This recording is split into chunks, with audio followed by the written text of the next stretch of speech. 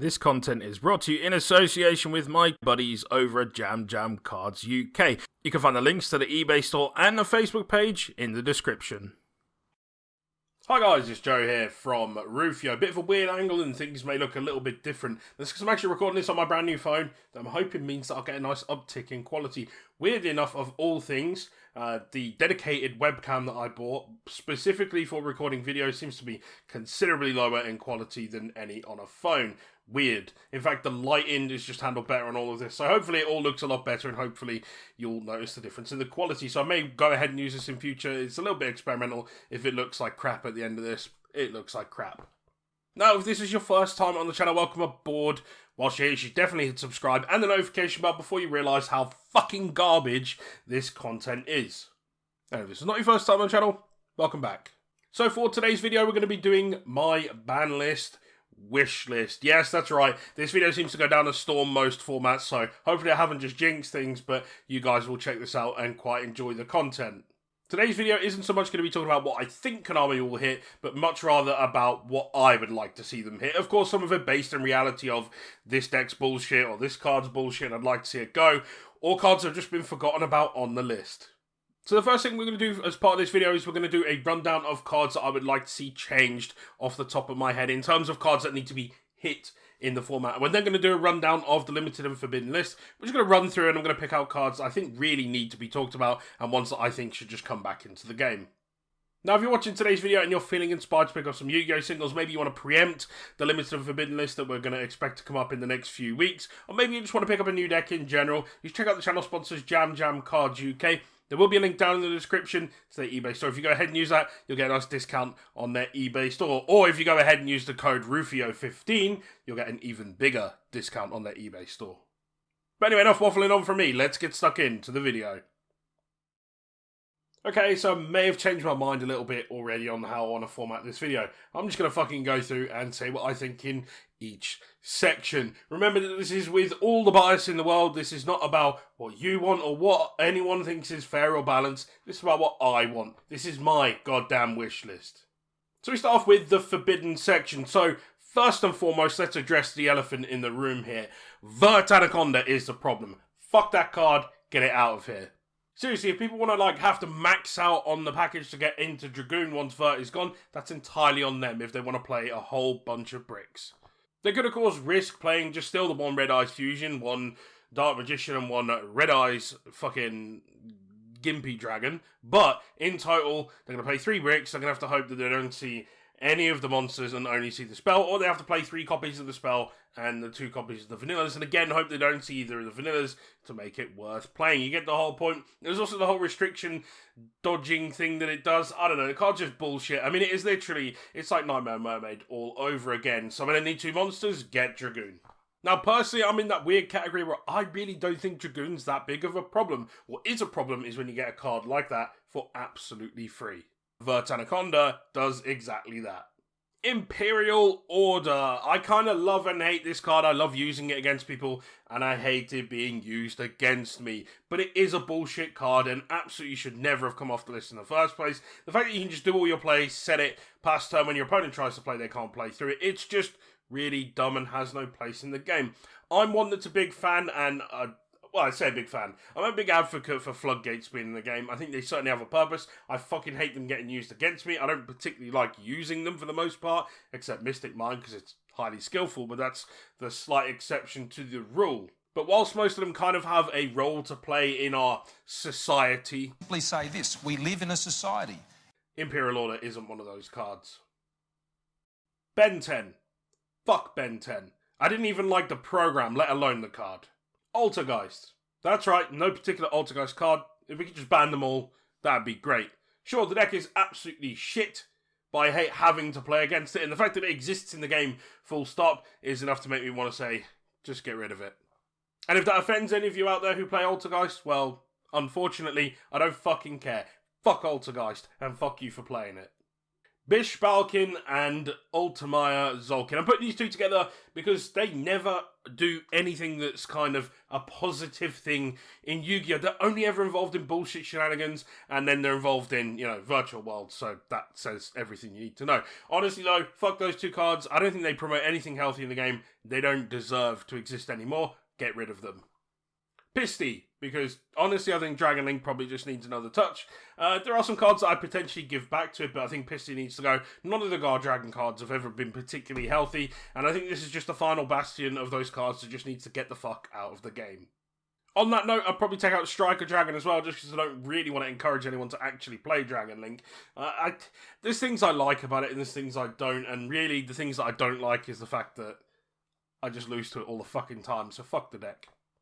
Prank Kids Battle Butler. Yes, strange you may hear me say, but I just really don't want people to play Prank Kids. Honestly, I just fucking hate the deck, and Battle Butler's the only thing it does of any value, so just get rid of it and let people play their bad deck again.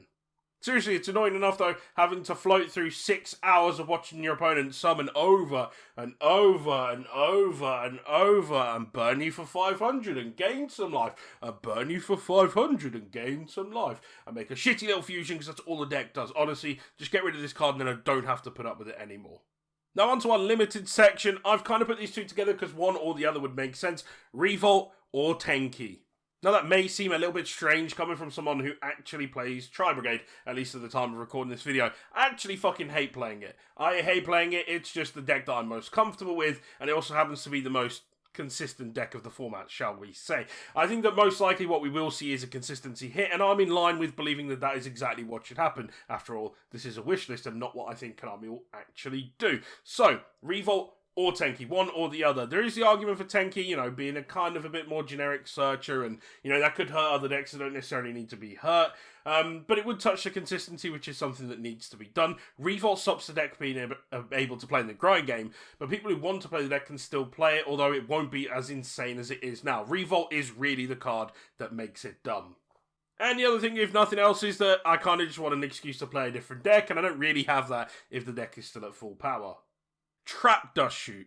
That's right, in my personal opinion, one of the most skillful cards in the game. Dust Shoot, Mind Crush. Is there a better pairing?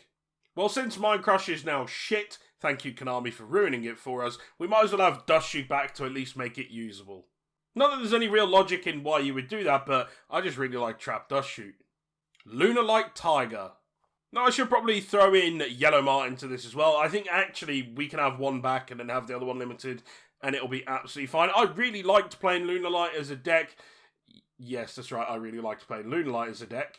Seriously though, any deck that does like rank 4 spams is right up my street, and Lunalight was great at that. I really did enjoy playing it. I think most people who played it would acknowledge that it was an absolutely fantastic deck, and I think Tiger at 1, if you hit Mart into 1, just really stops it going absolutely insane, but it still makes it playable enough to, well, be at least playable.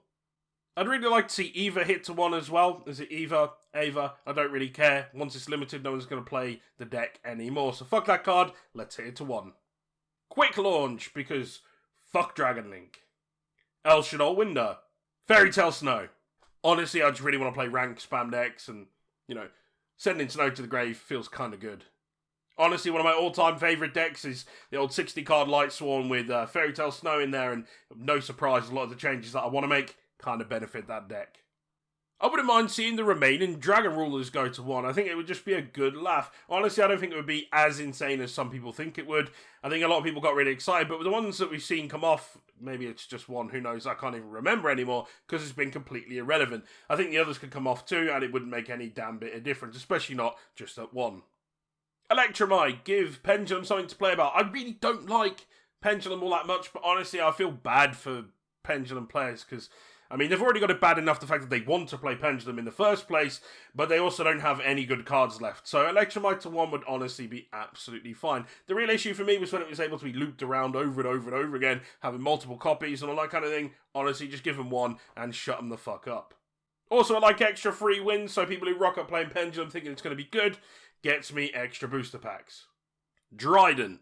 That's right, Dryden can go back to 1. I really don't know why it was hit. Well, I do know why it was hit, because I wanted to protect certain other cards, and hitting Zodiac made the most sense.